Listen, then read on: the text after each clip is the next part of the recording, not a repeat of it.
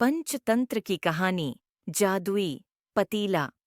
सालों पहले पीतल नगर में किशन नाम का एक किसान रहता था। वह गांव के एक जमींदार के खेत पर काम करके किसी तरह अपना घर चला रहा था। पहले किशन के भी खेत थे, लेकिन उसके पिता के बीमार होने के कारण उसे अपने सारे खेत बेचने पड़े। मजदूरी में मिलने वाले पैसों से पिता का इलाज कराना और घर का खर्च चलाना मुश्किल हो रहा था। वो हर दिन सोचता कि कैसे घर की स्थिति को बेहतर किया जाए। आज भी इसी सोच के साथ किशन सुबह सुबह जमींदार के खेत पर काम करने के लिए निकला। खुदाई करते समय उसकी कुदाल किसी धातु से टकराई और तेज आवाज हुई।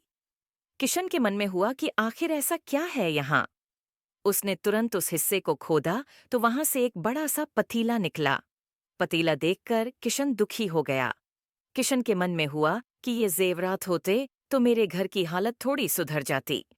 फिर किशन ने सोचा कि चलो अब खाना ही खा लेता हूँ। किशन ने खाना खाने के लिए अपने हाथ की कुदाल उस पतीले में फेंक दी और हाथ मुंह धोकर खाना खाने लगा। खाना खत्म करने के बाद किशन अपनी कुदाल उठाने के लिए उस पतीले के पास पहुंचा। वहां पहुंचते ही किशन हैरान हो गया। उस पतीले के अंदर एक नहीं बल्कि बहुत सारे कुदाल थे। उसे कुछ समझ नहीं आया। तभी उसने अपने पास रखी एक टोकरी को भी उस पतीले में फेंक दिया। वो एक टोकरी भी पतीले के अंदर जाते ही बहुत सारी हो गईं। ये सब देखकर किशन खुश हो गया और उस जादुई पतीले को अपने साथ घर लेकर चला आया। वो हर दिन उस बर्तन में अपने कुछ औजार डालता और जब वो ज्यादा हो जाते तब उन्हें बाजार जाकर बेच आता। ऐसा करते करते किशन के घर की हालत सुधरने लगी। उसने इस तरह से बहुत पैसा कमाया और अपने पिता का इलाज भी करवा लिया। एक दिन किशन ने कुछ गहने खरीदे और उन्हें भी पतीले में डाल दिया। वो गहने भी बहुत सारे बन गए। इस तरह धीरे धीरे किशन अमीर होने लगा और उसने जमींदार के यहाँ मजदूरी करना भी छोड़ दिया। किशन को अमीर होते देख जमींदार मोहन को किशन पर शक हुआ। वो सीधे किशन के घर पहुंचा। वहां जाकर उसे जादुई पतीले के बारे में पता चला। उसने किशन से पूछा, तुमने ये पतीला कब और किसके घर से चुराया? डरी हुई आवाज में किशन बोला, साहब, ये पतीला मुझे खेत में खुदाई के समय मिला था। मैंने किसी के घर चोरी नहीं की है।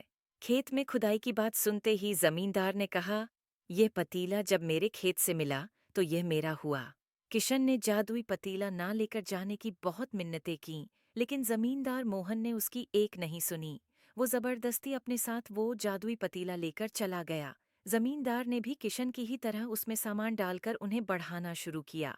एक दिन जमींदार ने अपने घर में मौजूद गहने एक एक करके उस पतीले में डाल दिए और रातों रात बहुत अमीर हो गया। एकदम से जमींदार के अमीर होने की खबर पीतल नगर के राजा तक पहुंच गई।